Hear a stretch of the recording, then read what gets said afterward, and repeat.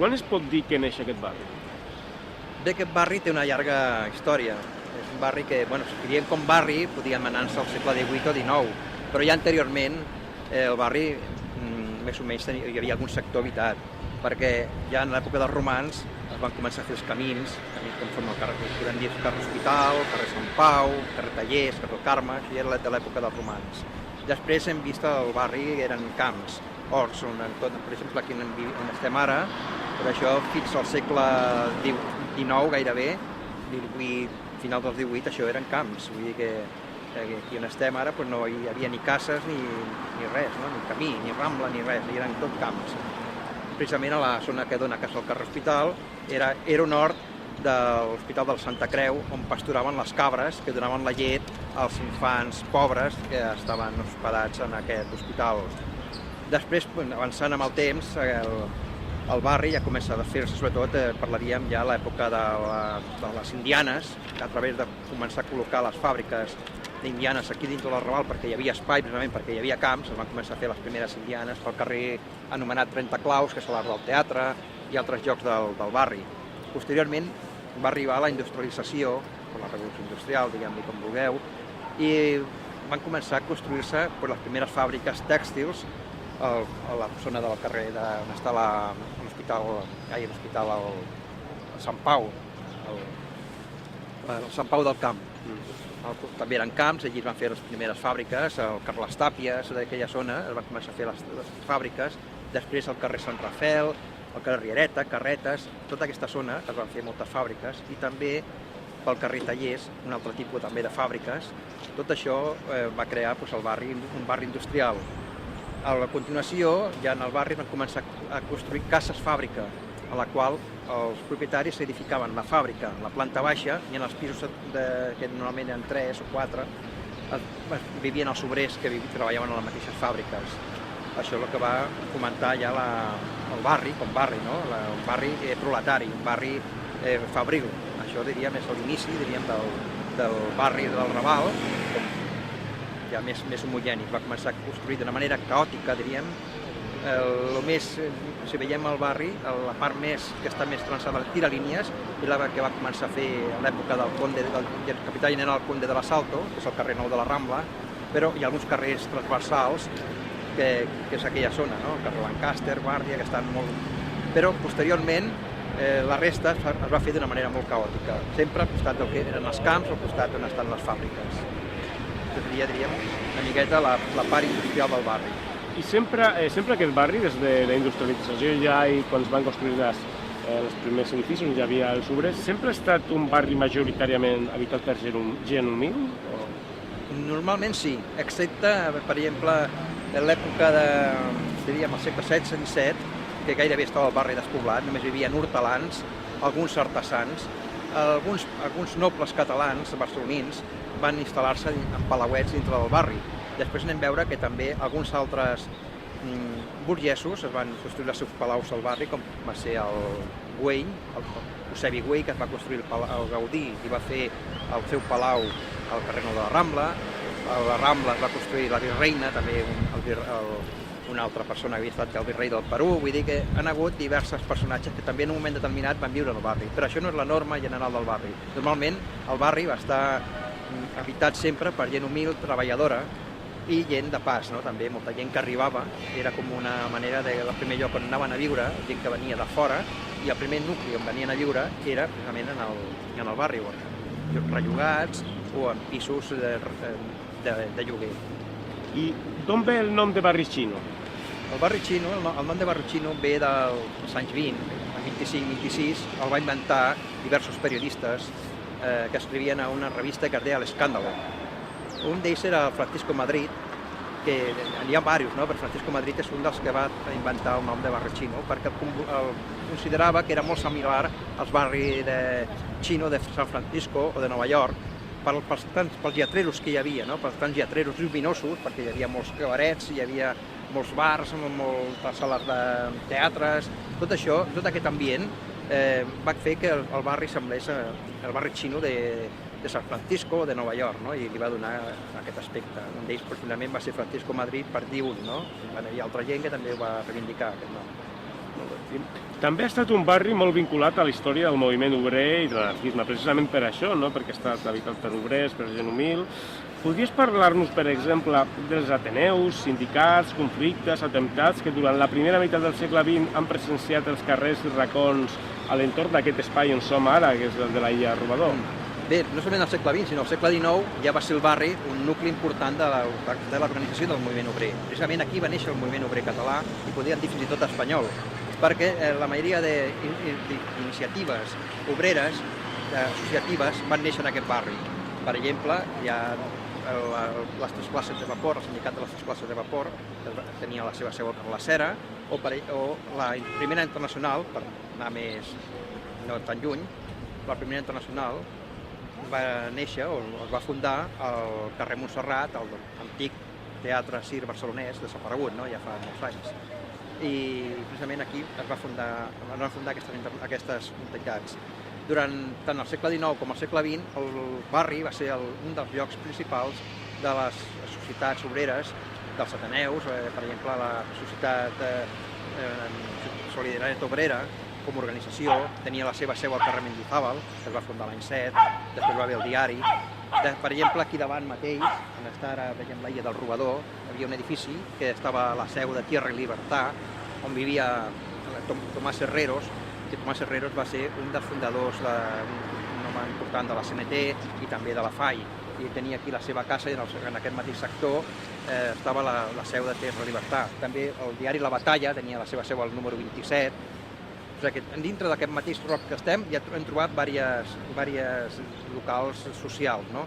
També en aquest barri, aquí mateix, davant on estem ara, per la part que diria el carrer Sant Jeroni, vivia Àngel Pestanya, un sindicalista molt conegut, anarquista i sindicalista, però de primera categoria, fundador més tard, durant la República, del Partit Sindicalista, i que tenia aquí el seu taller de rellotger i la seva vivenda.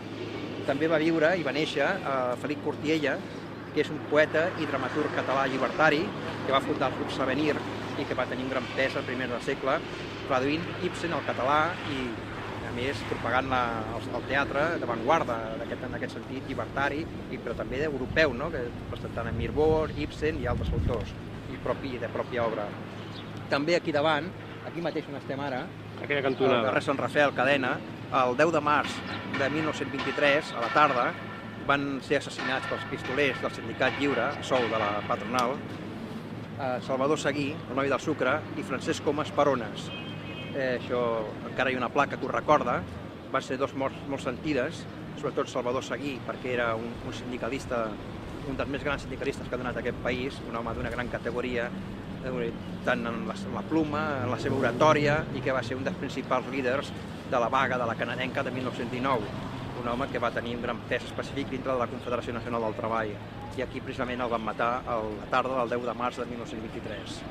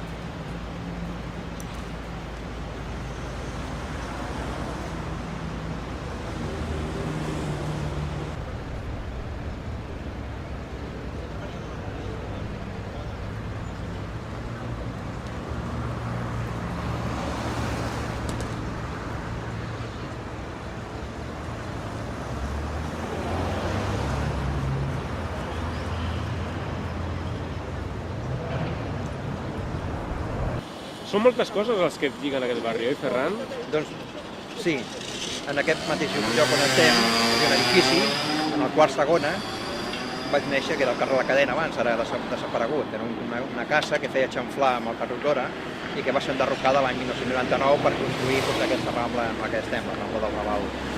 En aquesta mateixa casa havia viscut la meva mare ja des que tenia 4 anys. Vull dir que tinc molts lligams en aquest barri, que quan vaig créixer, quan em vaig formar, i on vaig tenir les meves primeres amistats i on vaig aprendre moltes coses. La teva tasca de poeta i historiador està lligada d'alguna manera també a aquest barri, no? Doncs sí, en aquest barri m'he criat com a escriptor, perquè hi vaig començar a escriure precisament quan vivia en aquesta casa, i també em va servir per veure tot el que veia, em va anar creant aquesta manera de fer, i quan van començar a enderrocar la casa em vaig sentir motivat a poder explicar tots aquests sentiments que jo sentia i que crec que també sentia altra gent, i per això vaig començar a escriure els poemes que són La Rambla del Raval i altres, poemes que tenen a veure amb la vida i amb la gent que va viure en aquests carrers i en aquestes cases, que moltes han estat enderrocades i altres que estan també mal fetes. Et faré una pregunta que he fet a molta altra gent que ha viscut aquí al barri. Què has après de viure al Raval o al Xino i que potser no hauries après si haguessis viscut en qualsevol altre barri? Què has après de viure? Jo no sé el que hagués après vivint en un altre barri, jo sé el que vaig aprendre vivint aquí. Una d'elles és l'amistat, la gran companyonia que hi havia entre la gent, la fraternitat també, el gran lligam que hi havia entre els veïns. Tot això crec que és molt important per la meva formació.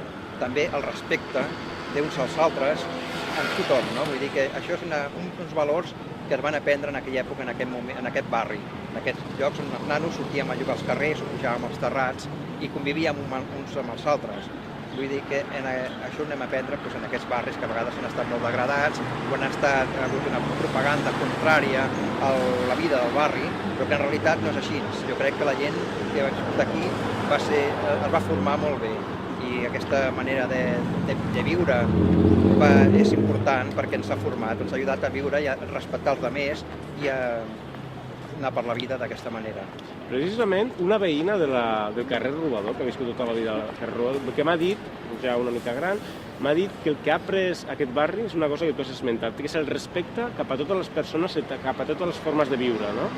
Jo no sé si tens alguna anècdota que pugui una mica exemplificar aquest respecte, com tothom vivia, fes la feina que fes, alguna anècdota d'aquella època. Era un barri que vivia amb una gent molt barrejada, hi havia treballadors, hi havia gent que tenia petites botigues, hi havia, com ja sabeu, gent que exercia la prostitució i altra gent passavolants. Però això no era impediment perquè el barri hagués un respecte total entre ells. Un exemple el tenim aquí davant, que hi havia un bar que es deia Joaquín, que durant una època, sobretot dels anys 60, en una època encara de molta crisi econòmica, podríem dir, de ple franquisme, convivia. Era un bar, tenia una barra americana, on hi havia dones que exercien la prostitució, on arribaven els marines quan venien de la flota al moll, venia gent passavolants, però també tenia la seu, el club de futbol del barri, que es deia Núria, i tenia la seu aquí, en aquest local, on anaven els nois joves, des de 15 fins a 20 i escaig d'anys, aquí es reunien i feien les seves reunions amb el seu entrenador, que era Eusebi Aissa, el meu pare, per cert. Aquí també baixava la gent dels pisos que no tenien televisió en aquells moments a veure els programes que donaven en aquells moments, com podia ser Amigos del Lunes o Bonanza, programes que en el moment que només hi havia televisió espanyola i només teníem una cadena i que ells no tenien televisió a casa, era un lloc on anava la gent a veure la televisió, i també era un lloc que els diumenges la gent anava a prendre els vermuts, anaven a aquest bar i altres, no? Però era un lloc que la gent venia aquí perquè sabien que aquí hi havia uns callos o uns cargols molt especials i venien. Vol dir que aquest respecte entre tots es convivia només aquí davant, el número 9 del carrer La Cadena, actual Rambla del Raval, que era el bar Joaquín. Avui en dia veiem que ja no és el mateix, però que durant molts anys va estar obert i ja era una bodega antiga, una bodega de primer de segle, que havia sigut una bodega tradicional de Barcelona, amb les seves típiques botes de vi, i que posteriorment va convertir-se ja en els anys amb la moda, en barra americana, perquè arribaven els yanquis i calia oferir serveis a la gent que venia a Barcelona, i aquí hi havia un lloc on podien prendre els seus whiskies o buscar la seva companyonia amb les dones que els esperaven. I una última pregunta, Xino o Raval? Bé, jo crec que són dos termes que defineixen un barri. El Xino és una època concreta del Raval o d'aquesta zona, que també va ser districte 5è, actualment forma part del districte primer, com sabem, però que va ser el districte cinquè durant molts anys. I el Xino és una època molt concreta que va del final de la Primera Guerra Mundial, diria per entendre's, cap a l'any 18-20, i que arribaria gairebé als anys 60 o 70, uns certs carrers del barri. Després aquest nom se li havia fet servir a tot el barri. Raval és un nom més antic que té a veure també amb una paraula àrab que vol dir rapat, que vol dir al marge, fora muralla. No? Això ha sigut, diríem, el que és el nom típic del Raval. Jo crec que Barri Xino avui en dia no queda gairebé res de Barri Xino, només el record, i Raval encara és un lloc al marge, perquè sempre té aquest aspecte d'estar al marge del que és la ciutat de Barcelona. Encara que està dins del centre, està en el centre i és el cor de Barcelona. No oblidem que el Raval és i ha estat el cor de Barcelona. Això no es pot oblidar. Tallem. Ferran, en quin sentit creus que s'està transformant el barri? Cap a on va aquest barri? O cap a on l'estan fent anar? Bé, el barri ja fa temps que s'ha començat a transformar, fins i tot abans que haguessin tirat res. Jo crec que ha tingut diverses facetes, diverses fases, diríem, no? A través dels anys. I a partir dels anys 70 el barri es va posar molt de moda.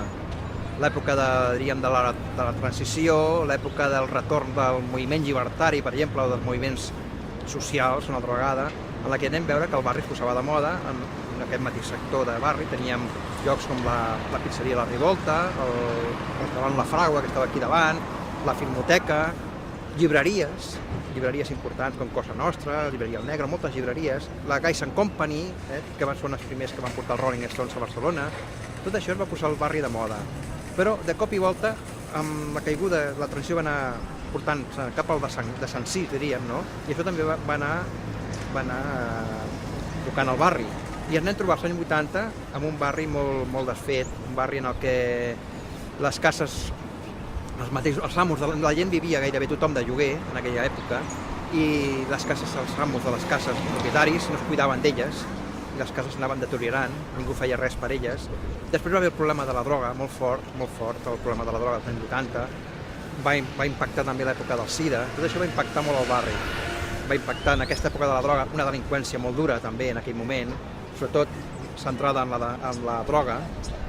El nivell de la prostitució també es va degradar. Va haver tota una sèrie de degradacions que van fer que el barri, ja abans de la reforma aquesta, anés, com si el diguéssim, anem-ho a deixar aquest barri, llavors ell sol caurà i entrarem nosaltres en les màquines. I això va passar. I ens hem vist que a partir d'aquí ja van haver una sèrie de projectes per fer el barri de nou, no? Gairebé un nou projecte per al barri, canviar-li la fisonomia. D'aquí van aparèixer el famós projecte del Liceu al Seminari, que hem vist com han anat fent les grans transformacions, com per exemple la Casa Caritat convertida al CCB o el MAPA, i altres projectes com la universitat que hi ha al carrer Montalegre, que estan construint o que ja estarà en vigor. I tot això ha anat donant-li un altre aire al barri. Però aquest aire eren entitats o seus, més que res que per la gent del barri i per Barcelona. Això és un espai que hem vist. L'altre, el que hem vist aquí, que és la Rambla del Raval, que van fer entre el 99, els anys 90 i el 2000 la van inaugurar, és un projecte que realment està enmig del que ja s'havia projectat fer anys. Hi havia projectat ja Sardau, que en va fer l'Eixample, les 3 grans vies, de les quals només s'havia fet la via Laetana. Les altres 2 vies no es van arribar a fer, però hi ha hagut molts projectes des d'aleshores, i al final era la García Morato que sortia des de les Drassanes i tenia que arribar al carrer Montaner, i que en l'època dels anys 70, que aquí en aquest barri va haver un moviment associatiu, sobretot de l'associació de veïns, molt important, allò es va aturar i no s'havia parlat més, fins i tot es va dir que faria d'una altra manera els canvis al barri. Es va parlar una mica agafar la línia del que era el GATPAC, aquesta línia, diríem, avantguardista dels arquitectes i artistes que van aparèixer durant la Segona República i que va recollir el Pla Macià durant l'època de la Generalitat Republicana, i que consistia en esponjar el barri, crear petites places, italianitzar també el barri, podríem dir, i arreglar les cases antigues o velles o que estiguessin en mal estat i convertir-les en cases decentes perquè pogués viure la gent. Mentre tot hi ha projectes en la que es deia que la gent, mentre fessin aquestes obres, ocuparia pisos de l'Eixample que estaven buits i fins i tot donaven pisos, dates i tal de l'Eixample que anirien a viure. Tot això no es va poder fer per diverses raons, per problemes polítics durant la República, com pot ser l'octubre del 34 o com més tard va ser la Guerra Civil. Tot això va aturar molt aquests projectes. Hem vist que després, durant tot el franquisme, no s'ha fet res, l'únic que es va fer va ser enderrocar les cases que ja havien fet la feina l'aviació italiana o feixista que va venir a bombardejar Barcelona, i que molts dels blocs que van caure, moltes cases que van ser bombardejades precisament eren en aquest barri, i que el que van fer va ser desocupar, desenrunar, diríem, aquestes cases per no fer res, deixar la runa, deixar el solar per fer algun equip, normalment que eren equipats quan van arribar els cotxes per fer pàrquings i coses d'aquestes, però no mai per tirar endavant un projecte nou del barri. L'única cosa que van fer va ser obrir el que avui en dia són les drassanes fins a Nou de la Rambla, i això va quedar durant molts anys saturat. Ara hem vist que ha fet això, la Rambla al Raval, però no és el projecte que s'havia parlat durant la transició, no és el projecte que s'havia parlat, sinó una altra cosa que té més a veure amb la idea de fer una gran via oberta. No? Quan es va tirar tot aquest sector no es va tenir en compte els edificis que s'havien enderrocat, que es tenien que enderrocar perquè es van enderrocar cases que estaven bé, amb altres que no ho estaven tant.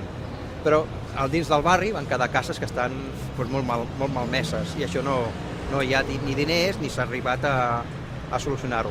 O si es soluciona perquè ho compra algú, ha sigut per especular i per vendre els pisos a preus desorbitants. Això és el que diríem que ha passat fins ara. I creus que es podria haver condicionat el barri rehabilitant els edificis i mantenir la gent que hi viu, una mica com el que has dit que potser es volia fer la República? Jo crec que hagués estat l'ideal, no? Perquè així molta gent hagués continuat vivint a casa seva i s'hagués pogut enderrocar precisament el que estava malament, el que dèiem, això no té solució, s'enderroca, o perquè aquí tenim que fer una placeta i la fem. I això és el que no s'ha fet. Ferran, un personatge de Màrius i Genet, una pel·lícula de Robert Gadeguien, ambientada en un barri popular de Marsella, considera que és una injustícia que es preservin les obres dels grans arquitectes i que, en canvi, no es faci el mateix amb els habitatges dels obrers que les han construïdes, aquestes grans obres. I estàs d'acord? Creus que d'alguna manera el Raval està condemnat a desaparèixer per haver estat un barri habitat per gent humil? Bé, una part va per aquest camí, no? Diríem tot l'assumpte. No podem dir-ho tan clar perquè clar, encara hi ha moltes vivendes en peu, no? Però una de les coses ha sigut aquesta, perquè s'estan derrocant o s'han derrocat moltes coses que ja seran impossibles de tornar a tenir en peu, no? Com per exemple antigues cases d'hortelans que han desaparegut, perquè no s'ha protegit prou, diríem, l'enclau històric. També cases fàbrica, que també se n'han derrocat, com és el cas d'aquí de la illa Robador, que es van enderrocar diverses cases fàbrica, importants tèxtils construïdes al segle XIX, a principis del segle XIX, o per exemple el carrer Riereta o carretes, no? Que s'han enderrocat edificis fàbrica, cases fàbrica per construir pisos nous. Vull dir, en aquest sector, d'aquesta manera, no s'ha vigilat gaire bé, diríem, el patrimoni històric del Raval. Molt bé. Saps tu també que al Mercat del Bor s'hi han aturat les obres de la futura Biblioteca Provincial per preservar unes mostres arqueològiques que mostren com era el traçat dels carrers d'aquella zona abans de la Guerra de la Successió. En canvi, els poders públics sembla que no tinguin cap interès a preservar per al futur les característiques espaials i humanes de barris com el Raval o el Poblenou. Barris en funcionament, no runes, plens de gent i d'activitats, memòria viva de la Catalunya i la Barcelona contemporània. No és paradoxal aquesta actuació dels poders públics? No podrien les autoritats trobar també alguna mena de simbolisme nacional per conservar aquests barris amb la gent que hi viu? Això és el més idoni, no? Que tindria que fer conservar tot el que té a veure amb la història d'aquest país. No solament una història, una part de la història, sinó en general tota. Una part de tota, no es pot conservar tot, perquè és impossible, perquè si no sempre encara viuríem en el barri romà, no? O sigui que es tindria que conservar. Llavors jo crec que fins i tot en aquest país, en aquesta ciutat, que ha sigut la cuna del moviment obrer tan important, s'ha denomenat la Rosa de Foc, és molt paradoxal que no existeixi ni un sol museu del moviment obrer, ja no diem de l'anarquisme, no? Però del moviment obrer. No existeix cap museu del moviment obrer. Vol dir que això no interessa gaire, tal vegada, no? tal vegada perquè això no és políticament correcte o perquè avui en dia diuen que ja no hi ha obrers. I clar, llavors no val la pena que hi hagi un museu del moviment obrer. La señora vivió allí.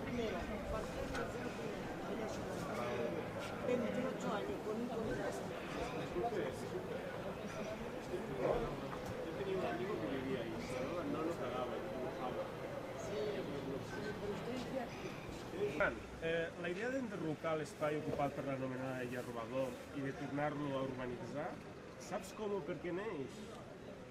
Bé, jo la primera notícia que vaig tenir de la construcció d'aquesta illa em sembla que va ser cap al principi dels anys 90, quan van començar a enderrocar unes illes de cases al carrer Sant Ramon, Sant Olegari, com la que es diu el carrer, i el carrer Les Tàpies, quan van començar el nou de la Rambla. I en aquell moment la premsa ja va parlar d'un projecte de que quan es fes el que és actualment la Rambla del Raval, que llavors encara no tenia nom, sinó que es deia Plaça Central del Raval, es va dir que també s'aprofitaria per enderrocar una sèrie d'illes, una sèrie d'edificis d'aquesta zona, el carrer Sadornís, Palter i el carrer Robador, per edificar vivendes de tipus social i guanyar metres quadrats de jardí, no? I jardinar la zona. Això posteriorment ha hagut uns altres projectes, sé que va haver moviment de la taula del Raval i d'altres associacions, i posteriorment s'ha transformat, a part d'una sèrie de vivendes que fan a nivell cooperatiu o també a nivell social, es farà també la filmoteca i sembla que havia previst construir un hotel de 4 o 5 estrelles, no sé les estrelles que tindrà, no? I crec que això és el que teòricament vindrà aquí, això li dona un altre aire al barri, no? Vol dir que al barri, si fan un hotel de 4 o 5 estrelles, té un altre aire. També la construcció de la filmoteca, que als anys 70, com ja hem dit, ja he dit abans, ja he dit una altra vegada, va estar col·locada, va estar al carrer La Cera, al cinema Padró. Actualment, amb la seva enclau allà a Sarrià, pues, vindria per aquí, no? No sé si aquesta filmoteca, quin paper tindria en el barri? Pues, probablement tindrà el mateix que allí, però tampoc tindria el paper potser que el mateix que juga el CCB o el MAPBA de cara a la ciutat. No són també un instrument pel barri, que tal vegada, ja com amb el nou canvi que ha tingut, amb la immigració, doncs tal vegada faria falta altre tipus d'instruments i d'entitats que apropessin la gent a la cultura i a la integració. Crec que això no és per integrar directament a aquesta gent que arriba o que viu en aquest barri. Potser és que la idea és canviar la gent del barri, això ja és una altra història, i convertir el barri en un barri de classe mitja, que tal vegada aquesta sí que és una altra funció i que estaria més d'acord amb el que s'està construint. Potser com el cinema és un art que sembla que és més accessible que d'altres arts com les pictòriques i tal, potser es podria entendre que d'alguna manera podria fer més servei la filmoteca per a la gent que ha viscut tradicionalment al barri que no coses com el CCB, el MACBA, no sé, per buscar alguna cosa positiva. Bueno, tal vegada hi ha gent que li dirà molt bé perquè ho tindrà més cèntric i el cinema aquest, si és més econòmic fins i tot que els altres cinemes que hi ha actualment, pot ser, si l'oferta és bona, que atraigui una certa gent que ara potser no va a la filmoteca i que aquí ho tindrà tal vegada més cèntric. No podem dubtar que el Raval és un barri completament cèntric de Barcelona i que pot ser que atraigui molta més gent que no precisament allà en la seva enclau actual. Per aquest cantó jo crec que tindrà molt més èxit aquí que no en un altre sector. Ara, el problema està avui en dia, que s'ha parlat de la seguretat, és que la gent que viu a l'Eixample, que viu a altres barris, que a vegades li fa a certes hores arribar aquí al barri, no? Això també és una altra història, no? Que també es tindrà que tenir en compte. No trobes paradoxal i fins i tot pervers que la filmoteca, que d'alguna manera veia per la preservació de la memòria històrica, col·labori instal·lant-se en un solar on abans hi havia habitatges de gent del barri, gent humil, en el procés de destrucció de molts carrers, racons, edificis del Raval, que són memòria en pedra de molts esdeveniments històrics i formes de sociabilitat de la Barcelona contemporània? Bé, la contradicció en tot cas seria en general, no? Va de tot, però d'aquí la filmoteca és d'una institució. Llavors en aquest cas no hi ha cap, diríem, contradicció perquè les institucions el que fan és recanviar tot el que hi havia abans i posar les seves peces. Vull dir que no té, en aquest sentit no, perquè no és una cosa privada ni de ningú, sinó és d'una institució, en aquest cas en la que és de la Generalitat, no? La filmoteca. Llavors, tant com hi ha llocs que són de l'Ajuntament, locals que són de l'Ajuntament, altres són de la Generalitat. En aquest sector no li veig jo una contradicció. Aquí. Hi ha cap cinema abandonat al barri actualment? O no se sap? Gairebé jo crec que tots han estat enderrocats com cinemes. L'única cosa que queda en el barri, perquè els pocs que quedaven, aquí mateix teníem en aquest solar, on es construïa la Filmoteca, molt al costat, res, a 10 metres, estava el cinema Argentina. És un dels cinemes que hi havia en aquest barri. Una miqueta en aquest mateix carrer, Sant Pau, 20 metres cap allà, cap al paral·lel, doncs teníem el Diana. Vull dir que el barri era un barri ric amb cinemes. A l'Arc del Teatre no crec que entès que hi havia algun cinema A l'Arc del abandonat. Teatre hi havia un cinema abandonat, però avui en dia només queda la façana, que era el cinema Colón, Sí, el Colón. antigament conegut també com el Cine Potaje, però que també només ha quedat la façana, han conservat la façana, però que van a construir o a fer altres coses, no? I no creus que hauria estat més ètic i més en sintonia amb els objectius de la Filmoteca haver rehabilitat algun cinema o teatre abandonat per instal·lar-hi la Filmo? Sí, una de les coses que podrien haver-se fet, potser jo no sé com està per dins, però l'única cosa que queda realment en peu és el Teatre Arnau, que està totalment abandonat, dintre d'aquest barri. No? Ja no dic el Molino, que queda a l'altre cantó del paral·lel, al Poble Sec, però dintre del barri el Teatre Arnau encara és l'únic que està en peu i que està completament abandonat. Ja fa uns anys que no està en desús. Potser tal vegada era un teatre històric i aquest ha quedat igual, qualsevol dia també l'enderroquen per construir. Igual que ha passat, el Teatre Espanyol va desaparèixer i actualment sembla que ho ha comprat l'Ajuntament, no sé què faran. Com es diu vostè? Yo aquí de Barcelona, llevo casa catalana. Però com es diu vostè? Pues me echaron del piso, me echaron un montón. Ya Usted trabajaba, vivía aquí, en la... ahora ya la ha comprado, la empresa ha comprado ¿Y todo. dónde vivía usted? En la calle Robador, calle Hospital, 141, primera. ¿Y vivía allí? ¿Y estaba de alquiler o...? De alquiler, exactamente. Sí. Yo he trabajado muchos años sin seguro social. Antes había la pesamista, no para mí, entonces para todos. ¿Y lo echaron? ¿Por qué lo echaron del piso? Porque hagamos poco, el dueño es lo que quiera vender, la vende más caro. Mira, esa es la Rambla, calle Rabador, ya compra toda la empresa, toda la ayuntamiento. Y esa calle en enfrente está son un hotel. Era. Todo el mundo se come. Yo me alegro, Cataluña ha recogido un montón, millones de personas extranjeras de Europa. ¿Sí o no? Sí, pero no he entendido muy... Luego Cataluña ha recogido a las personas, todo el mundo, Sí, es verdad. ¿Eh? Ha cogido a todo el mundo. Sí. todo. Le dan comida, le dan de todo. Como Cataluña, Vizca Cataluña, o que sea yo, marroquí. Yo he nacido, mi padre ha muerto en la guerra, con Franca y Melilla, yo soy de Melilla, de la dos. Y usted me ha dicho que había trabajado en alguna película. Sí, bueno, muchos del estadio. ¿Sí? ¿Qué película? Sí, se la, trabajó? la combate del estadio el año 72 del estadio, que el campo de fútbol se llama la combate de Esperanza, que no me acuerdo, los combates de bolsillo. ¿Y cómo lo llamaban en el barrio por haber participado? ¿Le llamaban Pues, pues la verdad que no me acuerdo. No me acuerdo. Yo nada más que salgo de allá y le pagamos de la película y estamos apuntados en la Rambla al lado de la Cine Goya, a Rambla, que ya habían dos cines. Antes llegamos a calle Arcos de Teatro. Yo lo cuento a Barcelona, calle por calle. Lo respeto a la persona. Me respeto todo lo que pasa. Ahora ya somos viejos ya. ¿Qué opina usted de que aquí pongan la Filmoteca, el cine? ¿Cómo lo ve? Pues muy bien. ¿Lo ve bien? Bueno, se lo hacen bien, sí. Pero, ¿y no cree que a lo mejor el hecho de que venga la Filmoteca tiene algo que ver con que le hayan echado a usted de casa? De que traigan cosas como la Filmoteca aquí. Bueno, eso no son los mismos. No son los mismos. Exactamente. Es verdad, no. No son los mismos. El mismo dueño se cambiará a otro. Ya.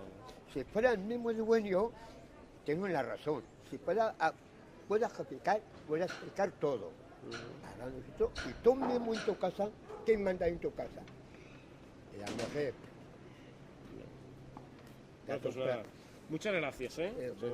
Bueno, te hablan siempre una cosa. Y la gente que está aquí, ¿habrá qué? Ya tengo sociedad para dar un piso. Sin embargo, espera, cuando toca el turno, cuando me dan un piso, cuando el hombre ya se ha ido a otro mundo. Pues no, hay que ayudar, como dice Cantinflas, hay para uno o para todos. ¿Te acuerdas de Cantinflas mexicano? Sí, sí, pero no me acuerdo de eso que dice. Bueno, pues hay que aprender. ¿Cómo decía Cantinflas? Todos Dice- para uno y todos para todos. Todo para uno. Para uno no. Hay para uno, hay para todos.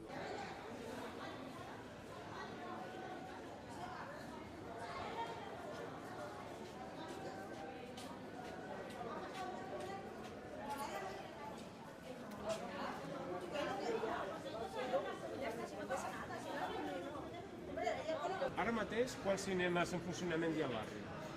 Doncs ara mateix, que jo sàpiga, cap. Cap.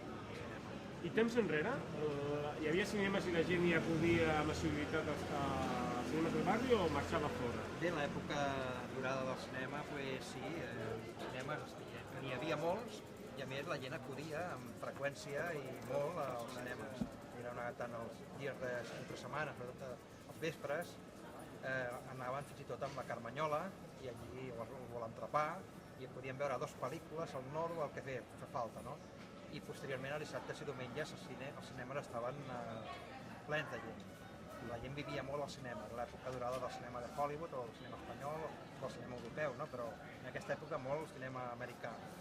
I quins cinemes hi havia? Te'n recordes d'alguns? A la Illa Rodó, al voltant, per exemple? Aquí teníem el cinema Padró, per exemple, el cinema Argentina, Argentina, on queia? que estava al carrer Sadurní, el cinema Cèntric, que estava al carrer Peu de la Creu, el cinema Diana, al carrer Sant Pau, el cinema Monumental, també Sant Pau i Tàpies, el cinema Barcelona, el Carronió, el cinema Eden, que era l'antic teatre Eden. Després hi havia teatres que havien sigut teatres però havien convertit en cinemes, com el cinema Arnau, el cinema Espanyol, ja paral·lel nou de la Rambla. Cinemes, els que vulgueu. Després el cinema Rondes, que es va dir anteriorment s'havia dit Valquíria, que estava a la Ronda Sant Antoni, Riera Alta, i molts més, a la Rambla també hi havia uns quants, el cinema Mar, el cinema Rambles, el cinema Latino, o sigui, cinemes molts. No sé, potser tal vegada en deixo algun, perquè hi havia cinemes per tot arreu, el cinema Alarcón, encara van sortint, no? I el que estava més a prop de la Illa Rodador, doncs era L'Argentina i el Diana. Molt bé. Abans d'estar a Travessera de Gràcia i a l'Avinguda Sarrià, la film havia estat al cor del barri, no? Aquí al carrer La Cera. Exactament aquí, no? Sí, precisament aquí va estar la Filmoteca, suposo que era l'època de la transició, l'any 76, potser fins l'any 80-81, no recordo bé la data exacta, però més o menys va ser aquesta època que va estar la Filmoteca aquí. Era molt concorreguda en aquella època.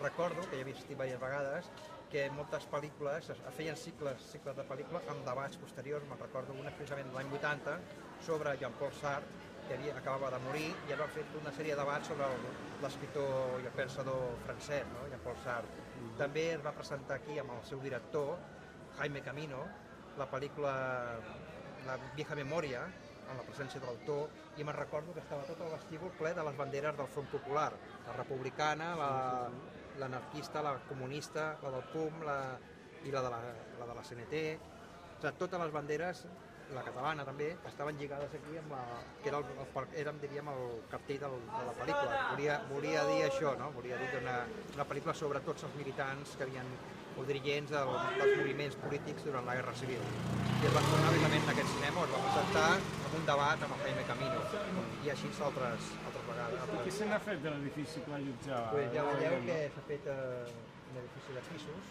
Abans era el cinema Padró. Anterior de ser cinema Padró, ja històricament, a primers del segle XX, va ser el Teatre Andina. Un cafè-concert, millor dit, un cafè-concert en el que actuaven cabareteres o cantantrius. Per exemple, aquí va debutar Raquel Meller. Va ser el lloc on va debutar Raquel Meller, que després va triomfar a l'Arnau, després a París i a Hollywood, no? La gran actriu Raquel Meller. Pues va debutar en aquest local quan era molt jove. I després va ser Cinema Padró durant molts anys, posteriorment la Filmoteca, i després ja va deixar les seves funcions de cinema, no? I va convertir-se en això, no? Un edifici sense ús, i posteriorment va comprar una immobiliària, una constructora, i va edificar aquest edifici. També hi ha hagut un bon grapat de directors que han fet pel·lícules ambientades al Raval. De fet, aquest matí hem vist molta gent gravant al barri. Quin film creus que ha copsat millor el tarannà, l'atmosfera particular que ha tingut i que encara té, potser per poc temps, aquest barri? Bé, darrerament, ja històricament, si parlem, als anys 50 i 60 es van fer moltes pel·lícules ambientades al barri. Recordo Apartado de Correos 1001, també aquella pel·lícula Hay un camino a la derecha, que era de Rovira Veleta, i així vàries que tocaven, que sortia al barri com fons temàtic del Raval, no del Raval, sinó de Barcelona, problemes que podien derivar-se aquí, tant de tipus social o de tipus, diríem, de delinqüència o de que volguéssim dir, no? De la vida quotidiana sortia al barri aquest. Posteriorment ja hem vist que ha hagut una altra vegada aquest interès pel barri, després de molts anys sense interessar-se pel barri, ara ha hagut una altra vegada aquesta idea de fer pel·lícules sobre el barri. Com deies, la pel·lícula d'Alguerín, no? Construcción, que va marcar un camí i que crec que molta gent ha anat seguint ara, en això que hem vist ara, que tothom té molta idea d'anar fent pel·lícules o documentals sobre el barri. També hi ha altres, Sinatra, o altres directors, o altres pel·lícules que també toquen o surt al Raval com material de fondo. Una altra de les pel·lícules que també és Rovira Veleta, que és un dels que més ha tocat, i que sortia a la Rambla, que crec que la plaça Real, que no és el Raval, però bé gairebé molt a prop, és Los Tarantos, que també es podia veure una Barcelona que tampoc gairebé no existeix, i així altres pel·lícules. Alguna creus que especialment ha copsat l'atmosfera del barri? D'actuals.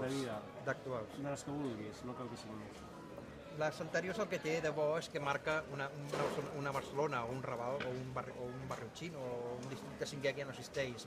Era sobretot la part aquella del paral·lel, del barri xino més dur, i això ha desaparegut. Això gairebé té, clar, a nivell arqueològic, diríem, en aquest sentit, té més valor, perquè està filmant alguna cosa que no existeix. En Construcció el que feia era construir una casa després d'haver enderrocat unes altres, no? I també té aquest valor, no? de ser un dels primers d'haver tirat endavant com una manera de fer cinema d'avantguarda o diguem dintre del barri, un documental dins del barri. Quan el barri s'hagi transformat del tot, creus que interessarà tant als directors com els ha interessat fins ara? Bé, si el barri que l'acaben destruint o desarrelant del tot, doncs ja no interessarà tant perquè serà un barri com un altre, vull dir que tindrà les seves grans naus importants, com pot ser tot això que estan construint, la seva filmoteca, el seu hotel de 5 estrelles, el seu CCB, el seu MAPBA, però a millor faltarà algú que ara té i a millor llavors no tindrà. Això ja és una cosa que depèn més endavant, això és una pregunta de cara al futur, i és més difícil de correspondre, però si seguim en aquest projecte que es vol encarregar, diríem, el que ha estat fins ara al barri, doncs clar, això ja no interessarà tant. Arbitrari i que es llegeixis un poema, un o dos poemes. Ell, per exemple, està encantat. Jo faria... Podem anar a la plaça del Padró? Sí, no? Que sembla que queda ampli, podem seure fins i tot. Què opineu?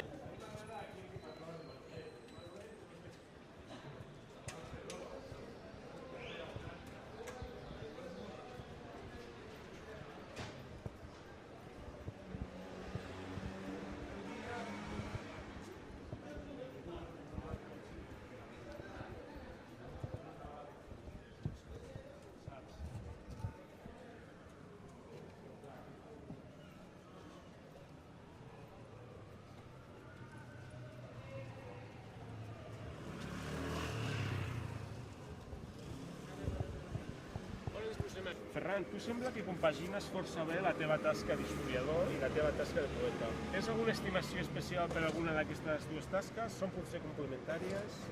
Bé, jo crec que són complementàries o no, ja depèn, no? Jo vaig començar primer escrivint poesia, ja fa molts anys, i després, a poc, he anat fent història. Llavors, crec que la història també ajuda a explicar coses vives de gent o d'espais o de llocs en els quals jo puc identificar o que puc identificar altra gent que a la meva ciutat o al meu barri, no? I això és el que he fet, no? Intentar explicar la història de les persones, no la història, diríem, oficial, que sempre s'explica, que sempre es feia, no? A nivell de baix, explicar la història de baix, és el que he fet jo. També en el camp poètic el que faig és explicar-la és a través dels meus sentiments. Crec que la poesia és sentiment en gran part i això és el que explica, diríem, la poesia. La poesia és sentiment, sobretot. Què pot aportar la poesia i que la història a una persona interessada a saber com vivia quotidianament la gent del Raval de cada enrere? O dit d'una altra manera, en aquesta tasca d'entendre i comprendre com es relacionava i com sentia la gent que vivia al Raval, temps enrere, hi aporta alguna cosa a la poesia que no hi aporta la història? Bueno, potser la poesia és més immediata, és més sensible, va més directament al cor, va més directament, molt més directament als sentiments. En canvi, la història porta més a la reflexió, al pensament, al pensar, no? Vull dir, és una cosa molt diferent, és una cosa complementària, però que són diferents. Una cosa, diríem, va més al cervell i l'altra va més al cor. La poesia, doncs, les dues coses són complementàries, com també pot ser la narrativa, també podria ser, no? La narrativa que també t'expliqués una història en la qual tu pots sentir identificat.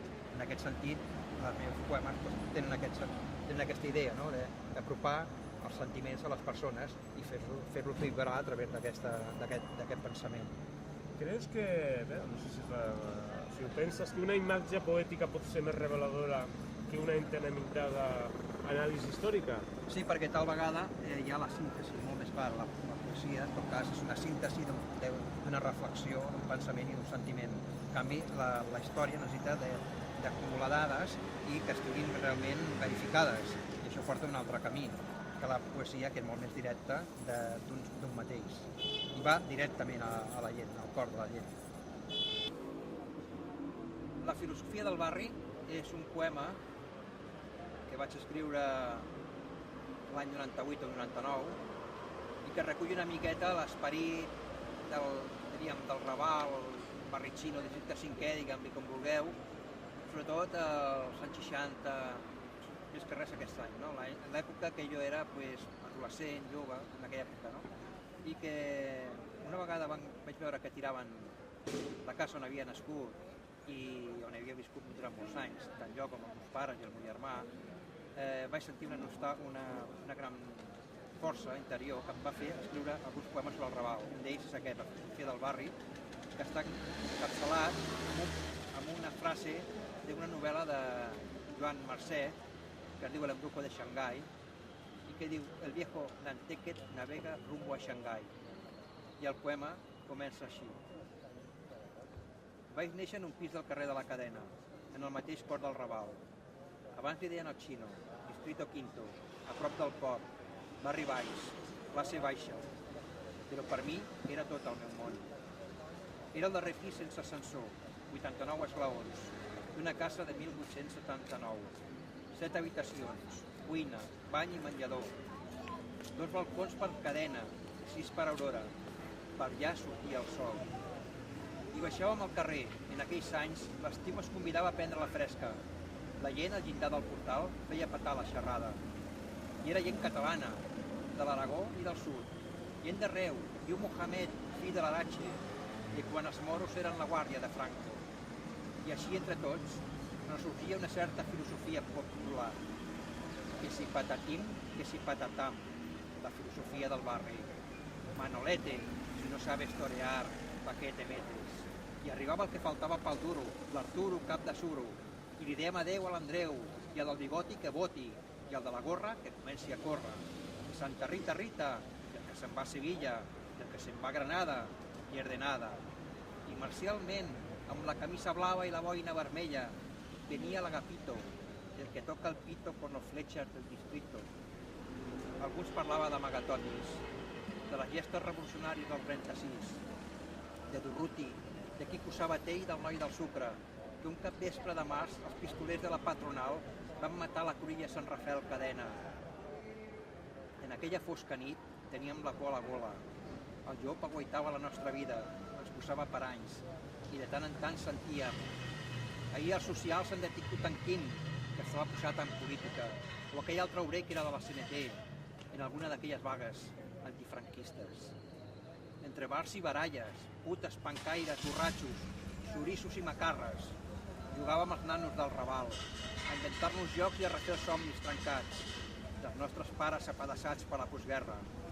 Pels celoberts sentien cançons, tal vegada d'Antonio Molina. Cocinero, cocinero, enciende bien la candela. O de Juanito Valderrama, te voy a hacer un rosario con tus dientes de marfil. Eran las canciones solicitadas de Radio Miramar. Para mi hijita en el día de su primera comunión, su papá le recuerda con mucho cariño desde la cárcel Modelo. Mentrestant, les dones traginaven a la cuina, amb les escudelles i els potaques, el sou mínim del marit, els cereals i els consells de la senyora Francis. A les 10 del vespre, Ràdio Nacional d'Espanya transmetia el parte i d'introducció musical sonava l'Oramendi, por Dios, por la patria y el rey lucharon nuestros padres. I nosaltres procuràvem escapar d'aquell món militarista, clerical, autoritari i feixista, tal vegada amb el cinema, els tebeos i el futbol. Que si Kubala, que si Di Stefano, que si Chamaco, que si Bernardó. La filosofia del barri es mantenia vius, i davant de tant corporativisme qualsevol deia Manolo, cabezabolo, con un palillo se aguanta solo. Nosaltres repetíem la sintonia d'un programa de la SER, Yo soy el zorro zorrito, para mayores pequeñitos. Quina educació sentimental per la gent i els infants del Raval, i de tota Espanya, naturalment, en la benedicció apostòlica del papa, les gestes heroiques de la cruzada, por el imperio hacia Dios. Mare meva, quina boixeria! A poc reneixia la vida i les esperances traïdes. En el carrer feien festa major i el jovent ballava un rock and roll. Nosaltres, encara adolescents, pujàvem corrent al terrat i en el darrer esglaó de l'escala li fèiem un petó a una noia més maca que la Natàlia Wood. Eren els anys 60, l'any de la Gran Nevada, però la filosofia del barri continuava viva. Manolete, si no sabes torear, ¿pa qué te metes?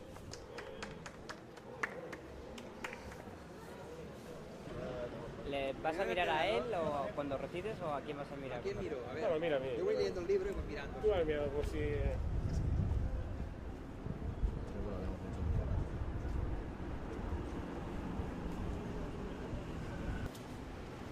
Bé, Malibú és un poema, també escrit a la mateixa, més o menys, a la mateixa època, jo crec que l'any 99, i és un poema que té que veure dues coses. Primera, una cosa que em vaig inventar jo quan era jove, adolescent, i anava a l'escola, i resulta que en el meu carrer, al carrer La Cadena, van matar a una prostituta. I això va portar a les primeres pàgines dels diaris una notícia que deia assassinada una mujer en el corazón del barrio chino. Clar, penseu això, tots els diaris, jo anava a una escola al carrer Manso, molt a prop d'aquí de la Sant Antoni, on estem ara, i clar, els nanos et deien, els companys, feien burla de mi perquè sabien que jo vivia allà al mateix carrer Cadena on havien matat una dona. I jo els vaig dir, no, és que jo visc a Malibú. Jo deia, llavors, no, visc a Malibú, perquè havia vist una pel·lícula de Ginger Rogers i Fred Astaire, en el qual sobrevolaven una avioneta ballant a Malibú. Jo no, en aquella època no veia ni on estava a Malibú, però a mi em va fer molta gràcia aquesta paraula de Malibú, com altres que feien servir, i que sortien també amb els tebeos que llegíem, com podia ser Marabú o Tombutú, o coses així, no? Totes coses que acabaven en U. I això és una part de la història d'aquest poema. L'altra part, podríem dir que en aquesta època, l'any 99, amb la May Vidal, veníem a fer fotos al Raval que l'estaven enderrocant, i això va motivar també que mentre ella anava fent les fotos, que jo em anés inspirant a fer aquesta història que ens recordava una altra època, l'època quan jo vivia al carrer Cadena i estàvem a casa i esperàvem que arribés el meu pare i tot, no? La vida que teníem allí. I això vaig escriure aquest poema que es diu Malibú i que vaig iniciar amb uns versos de Jaume Cisterna que diu: i l'aire, aquesta llum que reconec ara i aquí desesperadament. Aquest aire que jo reconeixia, com he reconegut sempre que passo per aquí, perquè clar, sempre reconeix la seva pàtria, la seva infantesa i el seu lloc on he nascut. No? Comença així Malibú. El pare venia pel carrer de l'hospital, de guanyar-se el jornal, amb un tortellet de Sant Antoni dels Rucs i els hieros sota el braç. Notícies fresques a primera plana. Una mujer assassinada en el corazón del barrio chino. La leyenda negra del barri pesava sobre la ciutat poruga. En aquells temps el caudillo por la gracia de Dios. A l'escola els companys em feien la burleta, però jo no vivia al Chino, sinó a Malibú. Els infants grimpaven per les parets, timbals de guerra, condures màgiques, clams, Tombutú, Marabú, Urubú, Malibú. Malibú era un altre món, sense flors ni violes, treballadors de poc sou, immigrants rellogats, vispes, putes, passavolants, botiguers i conspiradors. En les gramoles dels bars, cançons desesperades, i en els terrats, nois i noies ballaven un rock and roll. Jo vaig ser feliç a Malibú, un lloc en un ambient de la ment, un raconet en una guia màgica, mapa insòlit de la meva ciutat, un atles imaginari perdut entre els meus somnis. He tornat a Malibú i tot era diferent. Els carrers, les cases, la gent.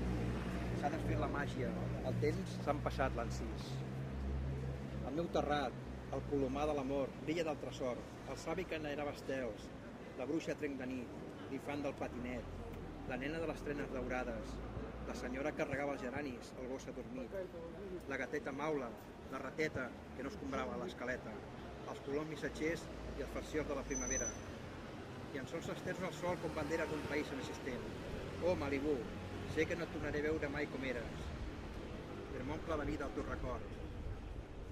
La mare cosia en el balcó i jo llegia Robert Louis Stevenson, mirant de reüll aquella nina en el seu finestral, entre una heura i unes flors. Jugaven els adolescents, capitans intrèpids, pels carrers del barri xinès, el vell Raval, malgrat que això no era Xangai, més un cridava «Visca Fu Manchu!». Al carrer una festa, plena de saviesa ancestral.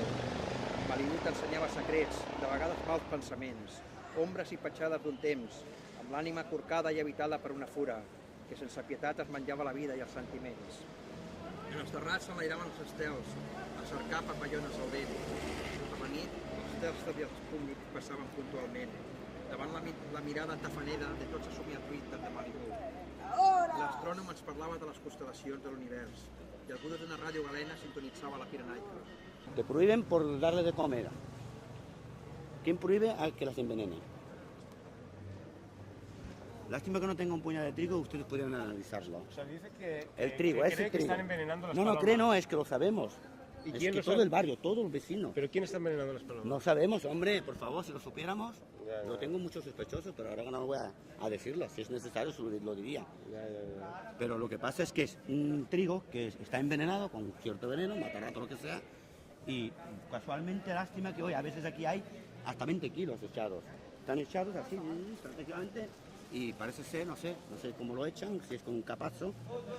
Si digo capazo ya estoy a lo mejor diciendo algo. Y además con alevosía, lo echan por la noche, que por las mañanas lo coman. A lo mejor creen que así el barrio está más limpio, dicen, ¿no? A lo mejor, No, sí, es que aparte los barrenderos están barriendo constantemente y hasta las horas recogiendo el cuerpo de delito. Porque es una cantidad de palomas muertas. Ahí en el Raval podía haber unas 500, todas las colonias están muertas. Entonces, venga, ven. Probablemente para ver una paloma ahora tienes que irte a la Ronda San Antonio, a la universidad. Allí las verás, pero aquí en el barrio no vas a ver ninguna. Sistemáticamente, puedes grabarlo. Plaza Molino, hace 3 meses que empezaron. Plaza Molino, o sea, donde está el molino, no se llama Plaza Molino, el paralelo. Plaza Padró, Plaza Reina Valla, Rambla del Raval, toda. Solo echan esta redonda, en la otra no, que quede bien. En esta, abajo no.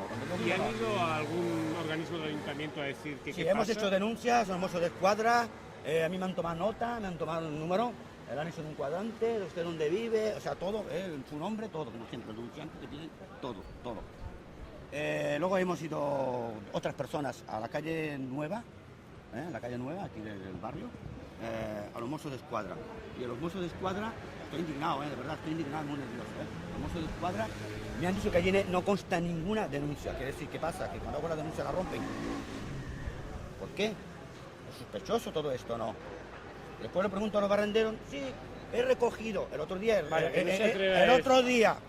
el otro día cogí un barrendero con 2 capazos de paloma echándolas en el carrito que llevan, no en el carrito, sino en la unidad esta que llevan ellos pequeña, no sé si era batería o eléctrica, como se llaman.